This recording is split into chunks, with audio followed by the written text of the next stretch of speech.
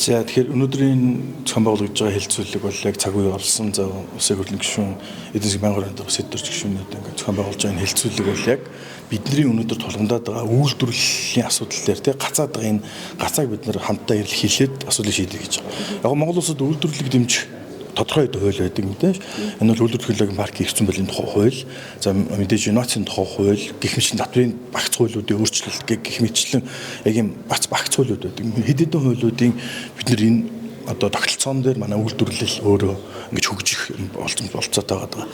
За яагаад бас өнөөдөр ийм гацаа үүсчихэд бид нар энэ гацаанаас гарах гэдэг нь вэхээр яг цогцоор үйлдвэрлэх технологийн парк бол өөрөө тусгай орчин. Ер нь манайх бол шинэ ухааны паркийн захиргаа, за эдийн засгийн яамны харийн шинэ ухааны паркийн захиргаа маань өөрөө ер нь Монгол улсад паркийн хэлбэрийн бүхий л хэлбэрүүд. За ер нь бол кластер буюу парк гэж бид нэр яриад байгаа тийм ээ. Энэ хэлбэрийн энэ тусгай орчин, тусгай бүс бид нэр зон гэж ярьдаг л да олон улсад бол энэ зоныг бид нэр үүсгэхэд яг ямар эрх зүйн орчин дутагдaltaйгаа бид нэр хөрөнгө оруулалтыг яаж татвал оновчтой шийдэл гаргах вэ гэдэг дээр бид нэр ингэж эрэлхийлж одоо өдөрлөө.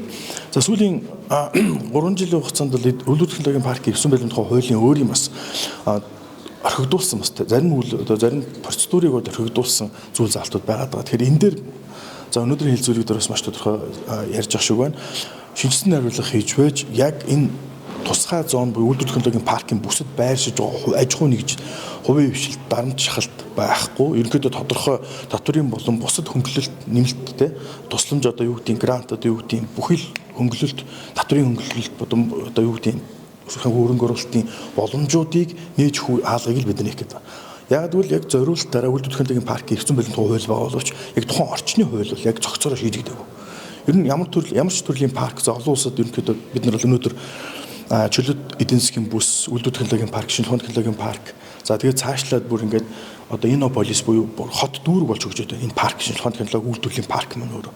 Тэр өдөрт яг хамгийн тод жишээл Солонгосын Иннополис, Шведийн ST парк, тийм ээ? Тайваны Шинчүү парк гэдэг нь бол ерөөсө бүхэл бүтэн том хот паркийн хэлбэрээр хөгжиж байгаа. Тэгэхээр яг энэ дээр бид нар хэлэлцүүлэг дээр бол энэ парк болж хөгжихийн тулд бүхий л аж ахуйн эрхтөнд байршиж байгаа төр хувийн хвшил судалгаа шинжилгээний байгууллагууд, ихтэй сургуулиуд бол хоорондоо маш уялдаатай ажиллаад ерөнхийдөө одоо тойрог эдийн засаг гэдгийг үүсгэх шаардлагатай үүсээд байгаа.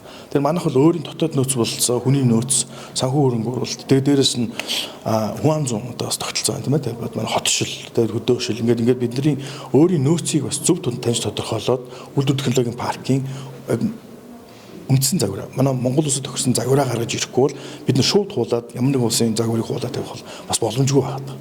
Тэгэхээр одоо өнөөдөр бол Монгол улсад бас төрөнд дурдсан бас хэд хэдэн хуулиуд маань бас өөрсдөө хоорондоо бас тийм ээ амьдж өгөх хэрэгтэй. Хууль өөрөө амьдрна гэдэг маань яг хөрсөн дээр биднэрт хувийн хвшил хэрэг хөрөнгө оруулсан бол тухайн хөрөнгө оруулалтынхаа хэмжээг буцаад авдаг байх шаардлагатай бол тийм. Тэгвэл тэр буцаагаад хөрөнгө оруулалтаа татах нөхцөл нь бас тийм ч тодорхой бос байна. Нөгөөтэйгөр хөрөнгө оруулсан гадны ч дотоодын хөрөнгө оруулагч нар ямар хөнгөлөлт идэх нь тийм ч тодорхой биш. Тэгэд энэ зүйл тогтлыг бид нар ил гаргая. Маш тодорхой зүйл тогтлыг бий болгосны хүчин дээр үйлдвэрлэх технологийн паркийг яг цогцоор нь бий болгоё гэсэн юм санаа яваад. Уялдаа холбоо гэхээр нөгөө ганцхан паркийн тухай хуулиар нөгөө парк өөрөө босоод ачуултар хөгжихгүй юм байна. Тэгээ нөгөө уул уурхай яам, сангийн яам гэдэг уялдаа холбоотой энэ одоо уялдааг паркийн тухай хуулийн дээр ууж өгөөгүйгээс энэ асуудал ч үүссэн юм шүү дээ гэж харагдаад байна л да. Жишээлбэл та энэ дээр хуулийн санаачлага дээр яг нэг уяах ямар зохицуулалт шаардлагатай гэж харж байна. Энэ түрүүнд яг эрх зүйн хувьд яг юуг нь зохицуулах шаардлагатай гэж хэлж байна. За энэ тал дээр бол яг энэ хуулийн шинжилсэн найруулгыг санаачлан явж байгаа манай Эрдэнэс Монгол одоо Эрдэнэс Монголын харьяа Эрдэнэс үйлдвэрлэх технологийн паркийн бас энэ баг хамт олонтой ярилцсан дээр баг. Зүгээр бидний харж байгаагаар үйлдвэрлэлийн технологи гэж өөрөө том процесс тийм. Тэгвэл үйлдвэрлэлийн парк гэдэг, үйлдвэрлэх технологийн парк гэдэг нэг тэр парк дотор хэд хэдэн бүр үйлдвэрүүд хамтарч ажиллахыг хэлээд байна. Тэгэхээр тэр тухайн үйлдвэрүүд бол дандаа улсах байж чадахгүй. Тэгэхээр тэр төрийн мэдлийн үйлдвэрлэх технологийн парк дотор хэрвээ хувийн хвшил үйлдвэр байгуулсан тохиолдолд урт богино дунд хугацаанд ямар татврын хөнгөлөлт идэх юм. Хэрвээ судалгаа хөгжүүлэлтэнд хөрөнгө зарцуулсан бол одоо буцаад эргээд ямар татвараас чөлөөлөгдөх юм. Ямар газрын одоо татвараас чөлөөлөгдөж ямар хугацаанд бид нар одоо албан нэмүүртгийн албан татвар болоод гайлын бусад татваруудаас хөнгөлөх боломж болцоо бүр тийм байл гэдэг дээр бид нэр яриад байгаа. Тэгэхээр энэ бол ганц үйлдвэр технологийн парк эрх зүйн байдлын тухай хууль гэхээсээ илүү Монгол улсын ер нь үйлдвэрлэлийг дэмжиж буй хэд хэдэн хуулиудад бас тодорхой өөрчлөлт орохоос зур зайлшгүй ийм шаардлага уран гарч ирж байгаа гэж харагдаад байна. Дэд үтцийн хөрөнгө оруулалтууд дээр төр өөрөө яг хангалттай үүрэг үүсгэж байна уу? За засгийн газрын алсын хараа 20/50 энэ дунд хугацааны хөгжлийн бодлого дээр бол за энэ манай Эрдэнэс Монгол төрөмжлөлт компани одоо харьяа Эрдэнэс үйлдвэр технологийн паркийн харьяанд бол хэд хэдэн үйлдвэр технологийн паркуудыг одоо байгуулахаар ингэж ажиллаж байгаа. За яг энэ төлөвлөсөн төлөвлөгөөний хувьд бол яг энэ дэд үтс бол яг амин чухал цагаа олсон хөрөнгө оруулалтууд хийгдээд эхэлсэн. Жишээ нь Эрдэнэт. За жишээлбэлх энэ үйлдвэр технологийн парк өөрөө дагалдуулаад хэд хэдэн үйлдвэрүүдийг одоо амируулах нэгсэндээ хүний нөөц тийм ээ хөрөнгө оруулалтыг татах ийм боломжийг бүрдүүлчихэд байгаа. Тэгэхээр нэг одоо амжилттай гараанаас нэг одоо энэ үйлдвэр технологийн парк хөдөлсөн тохиолдолд бусад манай улсад одоо тийм олборлох салбарын үйлдвэр технологийн паркуудыг ингэ дээлж дараатах амируулах бүрэн бололцоо бий. Тэрнээс гинт бүгдийн нэг зэрэг хөрөнгө оруулах хийх бол бас нөөц болцооны хувьд бол бас учир дутагтай тийм ээ. Тэгэхээр бид нар бол нэгэнт олборлох салбараас орж иж байгаа хөрөнгийг тууштайгаар нэмэн өртөг шингэсэн шинжлэх ухааны технологид суурилсан үйлдвэр технологийн паркийг хөгжүүлэхэд бол зайлшгүй дэд бүтцээс ахуулаад бүхий л талыг бол төр хариуцах яг энэ чиглэлээр бид нар өөрсдөө хийх хэрэгтэй. Төр өөрөө хийх хэрэгтэй. Төр үйлдвэр одоо юу гэдэг хатуу дэд бүтцийг бүрэн хийж дагаад хийж өгсөн тохиолдолд тодорхой саналтайгаар хувийн хвшлийг оруулах бүрэн боломжтой. Тухайн орж ирсэн дэд бүтц хатуу дэд бүтц өөрөө бүрэн бий болсон үйлдвэр технологийн паркад хувийн хвшил орж ирсэн тохиолдолд тодорхой хугацааны дараа эдгээр өөртөө босч ирэх үнэн болцооны дараа тэд нар бол улсад өөрийн үр шимээ үр ашиг өгөөд явна. Үүний дүнд бид нар нөгөө эдийн засгийг солонгоруулах гэдэг маань үйл явц маань нэг автоматар ингээд тийм ээ. Өөртөө яг шаардлагатай бүхий салбар руу өргөжөөд явах юм боломж бүрдэх юм аа. Хууль бол за төгс биш юм байна. Тэгвэл нөгөө таны эдийн засгийн хөгжлийн яамч бодлогын яамс энэ асуудлыг хөндөөд энэ хуулийн өөрчлөлтөө хийх асуудлуудаа ер нь яг хэр одоо турш дурштай хурд хугацаанд явуулах боломжтой. Энэ дээр бас нэг тийм тайлбар хийх болохгүй юм байна. Үйлдвэр технологийн парк өөрөө манай уулуур ажил үйлс баялагын яамны тийм бодлогын бодлогын өөрчлөлтүүд бол манай эдийн засгийн хөгжлийн яамнаас бас шинжлэх ухааны технологийн одоо паркийн бас тийм бодлогын талаар эрх зүйн бичиг баримтыг бас тийм боловсруулад бас бэлдэж байгаа. Энэ талаар бас тунгаахгүй нээлттэй олон нийтэд нээлттэй хэлцүүлгүүдийг хийх болно. Мэдээж эдийн засгийн хөгжлийн 14 мегацлыг хэрэгжүүлэх одоо гол бодлогыг барьж байгаа учраас энэ тал дээр бол маш сайн анхаарж байгаа. Үйлдвэр технологийн паркаар зогсохгүй, үйлдвэр технологийн парк эрх зүйн байдлын тухай хуулиар зогсохгүй.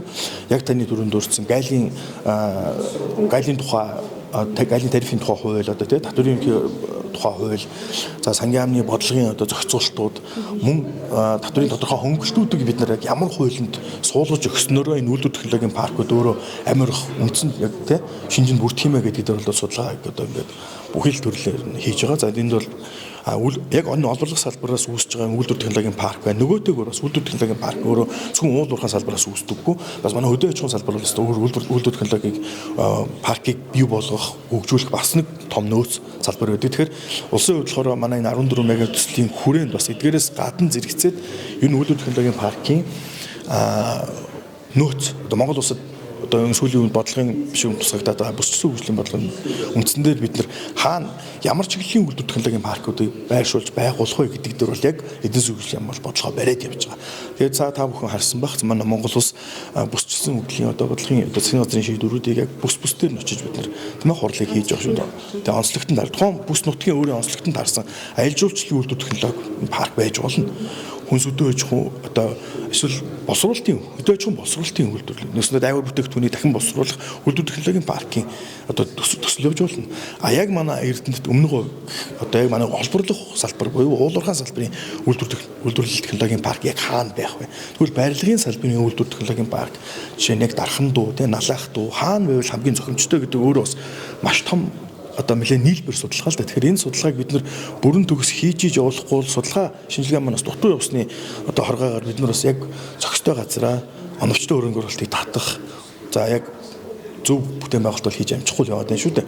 Тэр одоо сүүлийн тодорхойлолтоор бол яг манай энэ үйлдвэр технологийн паркууд яг Эрдэнэс үйлдвэр технологийн паркын харьяанд байгуулж байгаа эдгээр паркуудаас гадна манай 2% хвшиллийн үйлдвэр технологийн парк бол бас бүхий л одоо судалгаа шинжилгээ тэг зүгөө боловсруулад бас өнөөдөр үйл ажиллагаа явуулаад бэлэн болцоод байгаас сайхан мэдээтэй байна. Тэр улсын мэдлийн төрлийн үйлдвэр технологийн паркууд гэсэн яг энэ жишгээрээ бас тодорхой энэ хууль эрх зүйн болоод бусад хаалтуудыг даваад цаана харахад бол одоо удахгүй одоо энэ асуудал шийдэгдэх байхаа л гэж найж харж байна да.